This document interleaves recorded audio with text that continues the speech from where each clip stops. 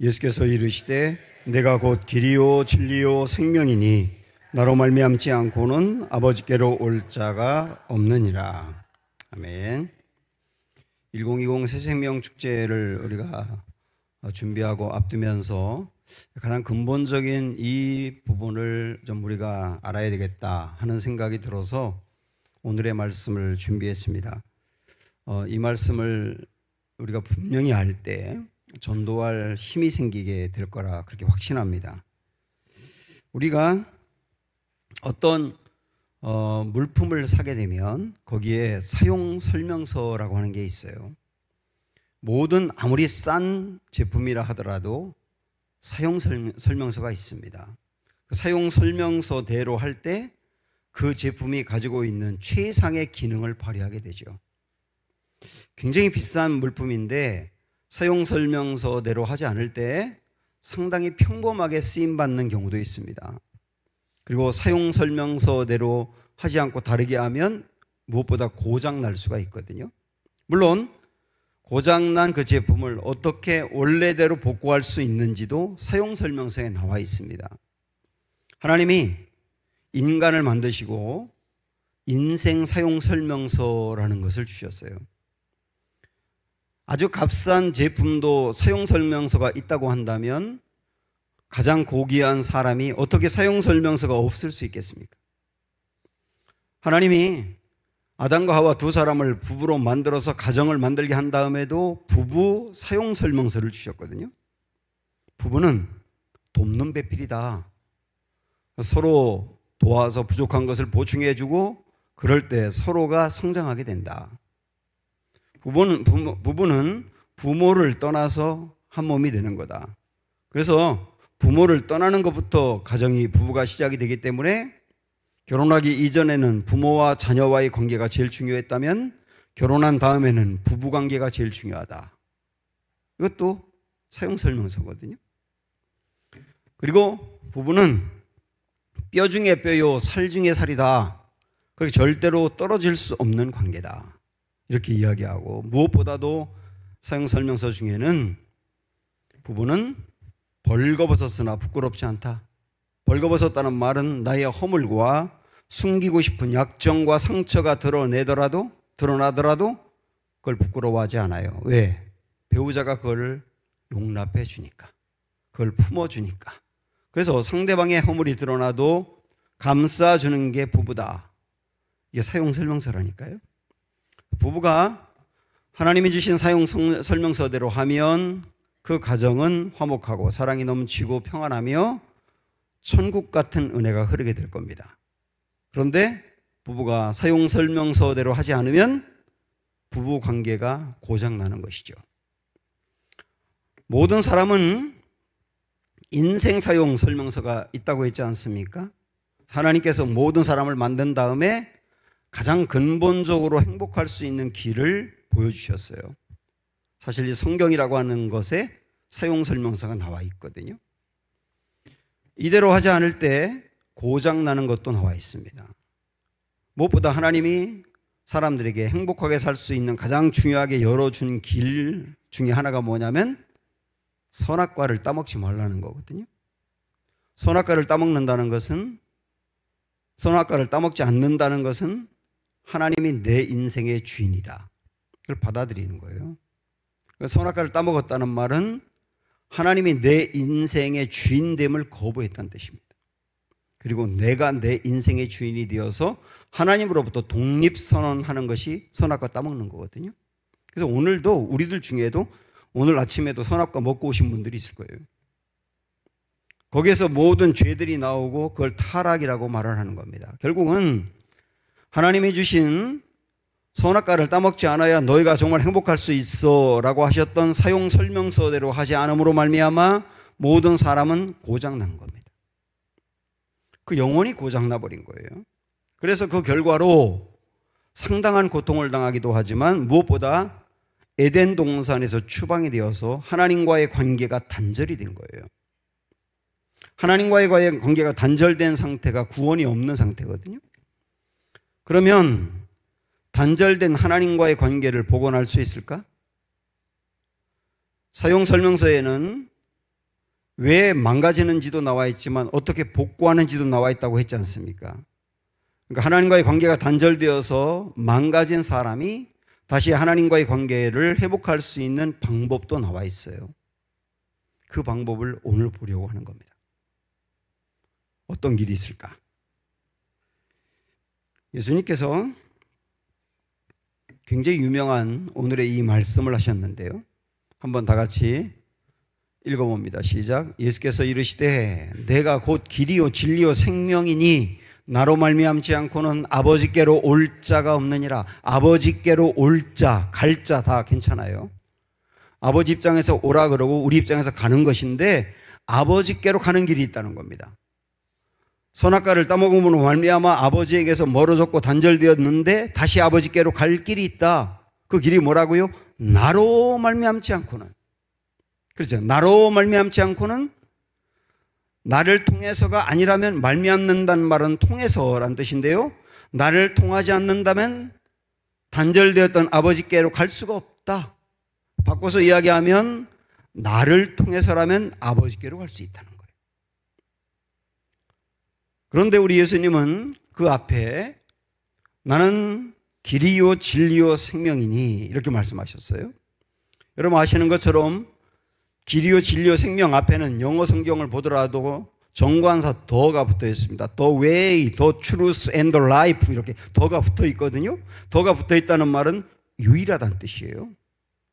그래서 우리가 하나님과의 관계가 단절됐는데 다시 하나님께로 갈 수 있는 예수님이 유일한 길이고 유일한 진리고 유일한 생명이다. 그렇게 말씀하셨어요. 그래서 우리가 하나님께로 갈 수 있는 길이 있어요. 그 길은 뭐냐? 예수님을 통해서다. 그러면 구체적으로 볼까요? 이게 정말 중요하지 않습니까? 먼저 예수님은 길이다. 이렇게 나왔어요. 예수님은 길이다. 아버지와 단절된 관계를 여는 길이다. 연결하는 길이다. 그래서 예수라고 하는 그 길을 통하여 아버지께로 가서 구원받을 수 있다. 그 얘기예요. 히브리서에 있는 이 말씀을 한번 보시면, 그러므로 형제들아 우리가 예수의 피를 힘입어 성소에 들어갈 담력을 얻었나니 그 길은 우리를 위하여 휘장 가운데로 열어놓으신 새로운 살 길이요 휘장은 곧 그의 육체니라. 여기 육체라는 말과 두 번째 줄에 나와 있는, 첫 번째 줄에 나와 있는 피라고 되어 있는데 이거는 죽음을 이야기하죠. 예수님의 죽음이 하나님께로 갈 수 있는 새로운 길을 열어주었다는 얘기예요. 예수님의 죽음으로 인하여 죄인이 하나님께로 갈 수가 없었는데 하나님께로 갈 수 있는 길이 생기게 되었단 말이죠. 예수님이 그래서 길이 된다는 얘기입니다. 여기서 말하는 길은 아버지께로 가는 길, 그 얘기죠. 구약 성경에 성전 있고 이제 성소 이런 게 있는데요. 그걸 쉽게 얘기하면 우리 교회 같은 곳인데 그 성전은 성소와 지성소로 구분이 되어 있어요. 성소, 지성소 이렇게 나눠져 있는데 지성소는 하나님이 계신 곳이거든요. 하나님을 만날 수 있는 곳이 지성소입니다. 근데 문제는 뭐냐? 성소와 지성소 사이에 뭐가 있어요? 휘장이 있어요. 여기도 이 본문에도 휘장이 있다고 한 것처럼 휘장이 견고하게 가로막고 있어서 절대로 지성소에 죄인이 들어갈 수가 없습니다. 하나님을 만날 수 있는 길이 없다는 뜻이에요. 휘장 때문에. 그런데 이게 모든 사람이 처한 상황인데 말이죠. 예수님께서 십자가에서 돌아가신 것을 마태복음에서 기록하면서 여기 참 놀라운 이야기를 하고 있어요. 이 말씀 여러분 보시면 예수께서 다시 크게 소리 지르시고 영원히 떠나시니라. 영원히 떠나셨다는 말은 돌아가셨다는 얘기죠. 근데 그 다음에 그랬어요. 이해라는 뜻은 뭘까요? 예수님이 십자가에서 돌아가심으로 말미암아 예수님이 십자가에서 죽으셨기 때문에 그런 뜻이죠. 무슨 일이 생겼습니까? 성소 휘장이 위로부터 아래까지 찢어져 둘이 되었다. 이렇게 나오죠. 참 이게 금방 납득이 안 되는 말씀입니다. 왜냐하면 예수님이 돌아가신 것과 성전의 성소의 휘장이 찢어졌다는 게 무슨 연관이 되겠어요? 언뜻 봐서 전혀 연관이 안 되는 생뚱맞은 이야기처럼 보이지 않습니까? 그런데 예수님이 십자가에서 돌아가셨다라고 하는 것은 사실을 이야기하고, 성소의 휘장이 찢어졌다라고 하는 것은 그 사실로 인해서 일어난 일을 이야기하는 겁니다. 예수님이 십자가에서 돌아가심으로 말미암아 어떤 일이 이루어졌느냐? 견고하게 막고 있던 성소의 휘장이 찢어졌다. 위로부터 아래까지. 그 말은 뭐냐면 사람이 찢은 게 아니라 하나님이 찢으셨다는 것을 상징적으로 얘기하는 거예요. 하나님이 찢으셨다. 그래서 어떻게 됐다는 겁니까? 이제는 죄인이 지성소로 들어갈 수 있는 길이 열렸다는 거죠. 절대로 죄인이 하나님께로 갈 수가 없었는데 죄인이 하나님께로 나아가서 하나님을 만날 수 있는 길이 열렸다. 그래서 이제 누구나 하나님 만날 수 있게 되었다. 누구나 하나님께로 갈 수 있으니 구원받게 되었다. 근데 그 일이 언제 이루어졌다고요? 예수님이 십자가에서 돌아가심으로 인하여 이루어졌다는 겁니다. 결론적으로 우리는 어떻게 볼 수 있느냐 하면, 예수님의 십자가가 하나님께로 갈 수 없었던 길을 열었다, 그 말이에요. 그래서 여러분 이 문구 보세요. 예수님은 죄인이 하나님께로 갈 수 있는 길이다, 그 말입니다. 예수님은 죄인이 하나님께로 갈 수 있는 길이다. 휘장이 찢어졌으니까.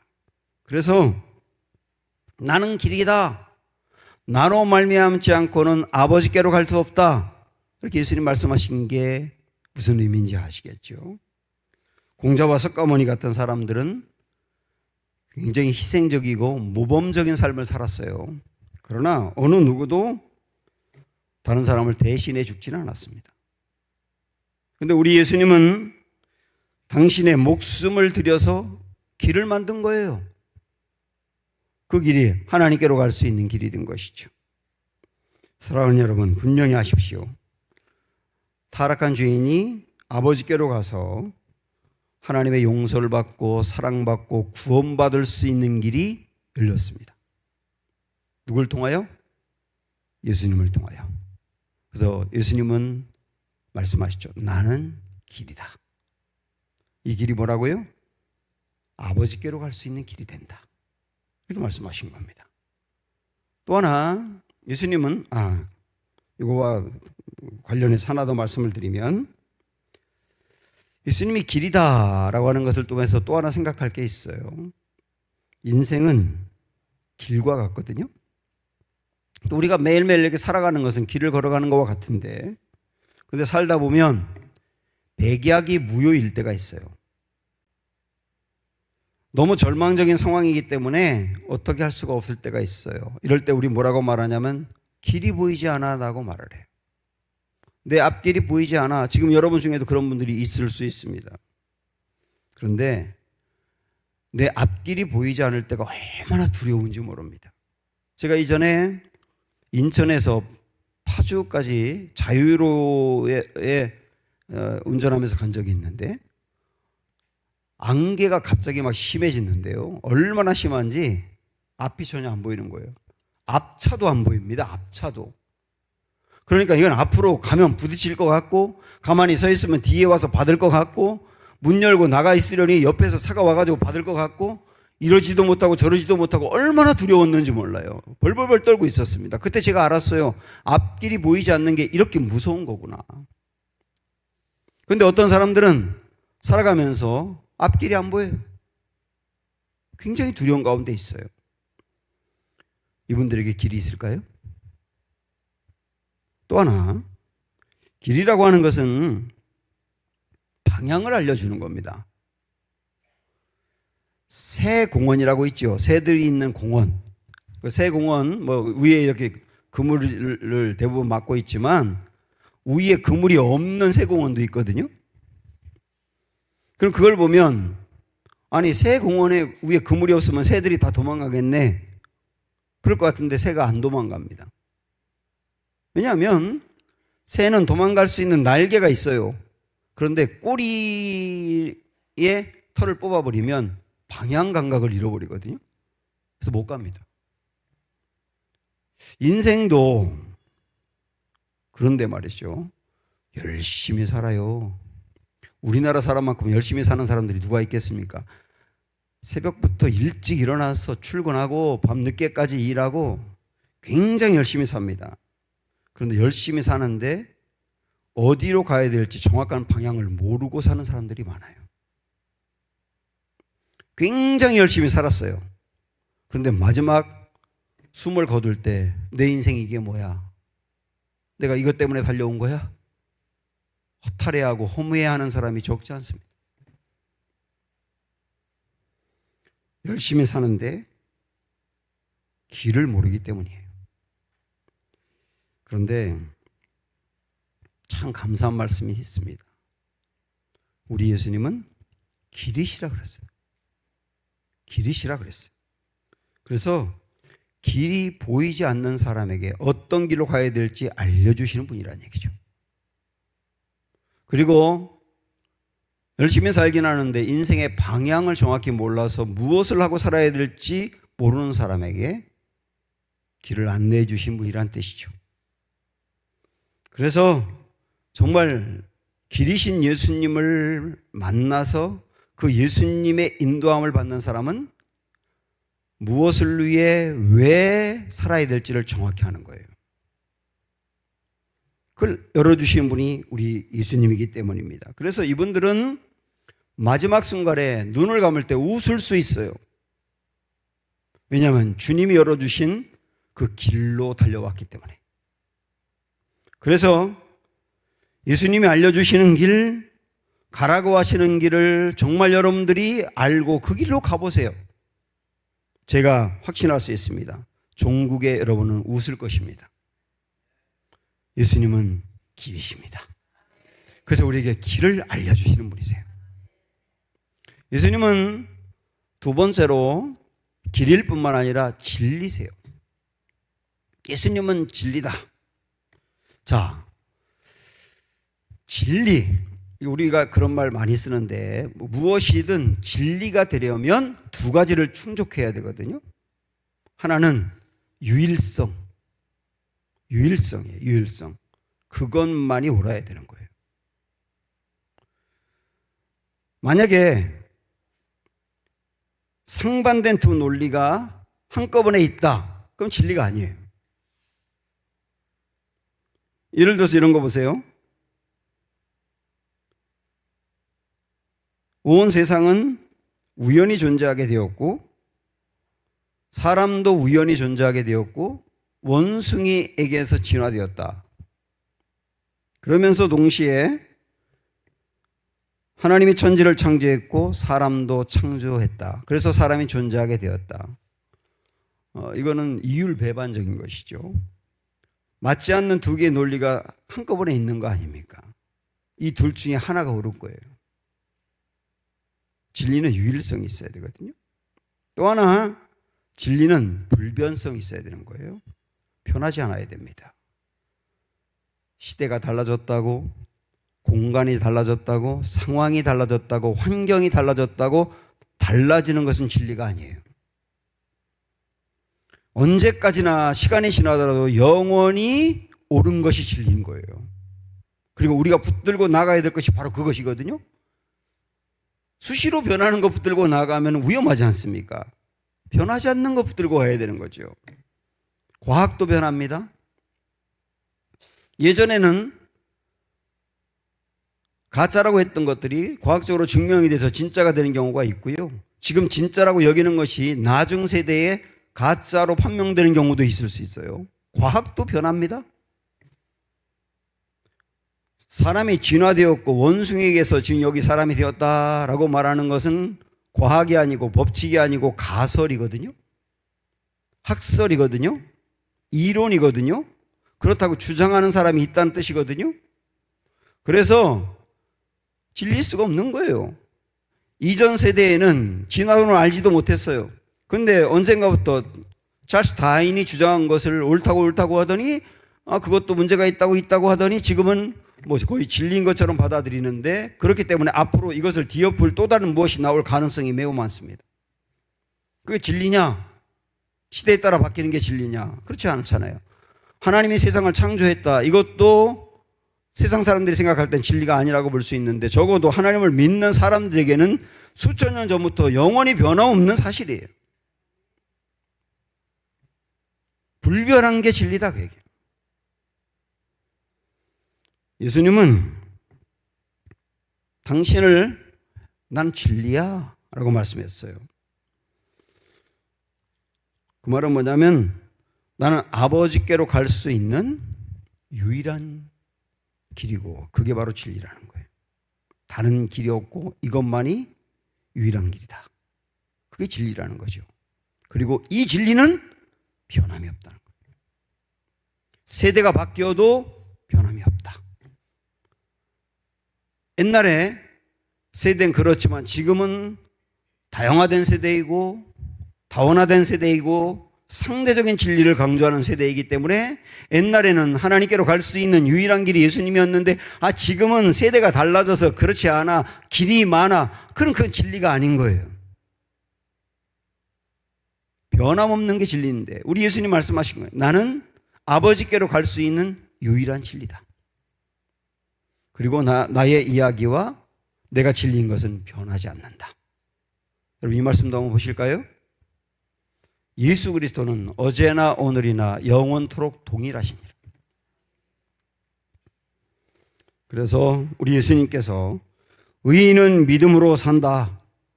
예수님을 믿으면 구원받는다. 예수가 아니면 구원받을 길이 없다. 나로 말미암지 않고는 아버지께로 갈 수 없다. 나를 통해서는 누구든지 아버지께로 갈 수 있다 하셨던 이 말씀도 진리인 거예요. 진리신 그분이 말씀하셨기 때문에. 구약성경은 이스라엘의 역사가 아니에요. 구약성경은 하나님의 구원 드라마예요. 이스라엘 백성들을 통하여 행하신 구원 드라마라고. 구약성경 안에는 수많은 예언과 약속이 있습니다. 그런데 구약에 있던 수많은 예언과 약속이 수백 년 아니 수천 년을 지나고 나서도 결국 다 이루어졌어요. 그래서 구약성경은 진리예요. 그리고 구약성경에서 그토록 예언했던 예수 그리스도가 그 예언대로 모두 성취된 걸 보면 예수님도 진리가 분명합니다. 그리고 신약성경에서 수많은 예언 중에 다 이루어지고 아직까지 이루어지지 않은 두 가지. 하나, 예수님이 다시 오신다. 또 하나, 온 세상은 심판한다. 그래서 구원받을 사람과 심판받을 사람으로 결정된다 하는 이 예언도 분명히 진리입니다. 그동안의 모든 약속이 이루어진 것처럼 이 약속도 이루어질 것입니다. 사람들은 모든 종교는 똑같다고 말을 해요. 결국 추구하고 목적하는 게 같지 않느냐. 다 그렇게 살면 잘 되고 구원받는 거 아니냐 이렇게 생각을 하는데 모든 종교는 똑같지가 않습니다. 구원받는 진리는 하나입니다. 예수님이 유일한 길이요 유일한 진리세요. 예수님을 통해서만 하나님께로 가서 구원을 받을 수 있습니다. 예수님이 내가 구원을 받고 아버지께로 갈 수 있는 유일한 길이요 유일한 진리라고 말씀하셨어요. 자, 그러면 생각을 해보세요. 우리 예수님께서 내가 아버지께로 갈 수 있고 구원받을 수 있는 유일한 길이요 유일한 진리라고 했다면 둘 중에 하나일 겁니다. 예수님만이 진짜 유일한 길이고 유일한 진리일 것이고 아니면 예수님은 사기꾼일 거예요. 예수님만이 아버지께로 갈 수 있는 유일한 길이요 진리라고 하는 것을 받아들이든지 그걸 받아들이지 않으면 예수님을 사기꾼으로 욕하든지 둘 중에 하나를 해야지 그 경계선에 있을 수는 없잖아요. 오늘 주님 우리에게 분명히 말씀하셨어요. 아버지께로 가는 게 구원인데 그 구원을 받을 수 있는 유일한 길이 예수님이고 유일한 진리도 예수님이다. 그래서 예수님을 믿을 때 그 사람 구원받는다. 이렇게 말씀하신 거예요. 예수님은 또 하나 세 번째로 생명입니다. 이 세상에는 이 세상 모든 사람은 다 태어날 때부터 생명을 받고 태어나요. 그런데 그 생명은 부모에게서 물려받은 생명이거든요. 뭐 너나 할 것 없이 모든 사람이 이 생명을 가지고 있죠. 그런데 부모에게서 물려받은 이 생명은 두 가지 문제가 있어요. 하나는 죄성을 받고 태어났습니다. 그래서 모든 사람이 이 죄성을 받고 태어났기 때문에 죄를 지을 수밖에 없는 상태인 거예요. 또 하나, 두 번째, 부모에게서 물려받은 생명의 문제는 뭐냐면 죽을 수밖에 없는 한계가 있다는 겁니다. 그렇지 않습니까? 그런데 또 하나의 생명이 있어요. 부모에게서 물려받은 생명이 아닌 다른 생명이 또 있다고요. 예수 생명이라고 하는 겁니다. 예수님 안에 있는 생명이에요. 예수님 안에 있는 생명은 죄를 전혀 지은 적이 없는, 죄와 상관없는 생명이고, 또 하나 중요한 건 뭐냐면 영원히 사는 생명인 거예요. 죄와 상관이 없는 생명, 그리고 영원히 사는 생명. 이 생명이 예수 생명인데, 여기 중요한 게 뭐냐? 우리가 예수님을 믿을 때 내 안에 예수님이 들어와 이 안에 사신다고 하는데, 내 안에 들어와 사시는 예수님은 영원한 생명과 죄와 상관이 없는 생명을 갖고 있기 때문에 예수님을 받아들이고 내 안에 사시는 예수님으로 말미암아 우리 또한 이 생명을 이어받는 거예요. 요한일서에 있는 이 말씀을 한번 보십시오. 또 증거는 이것이니 하나님이 우리에게 영생을 주신 것과 이 생명이 그의 아들 안에 있는 그것이니라. 영생하는 생명이 그의 아들인 예수님 안에 있다고 말씀합니다. 아들이 있는 자에게는 생명이 있고, 따라서요, 예수님이 있는 자에게는 예수님의 생명이 있고, 이 말씀이지 않습니까? 예수님을 믿어서 예수님이 내 안에 계시는 게 구원인데, 예수님이 내 안에 계시면 예수님만 계신 게 아니라 예수님의 생명이 내 안에 있다.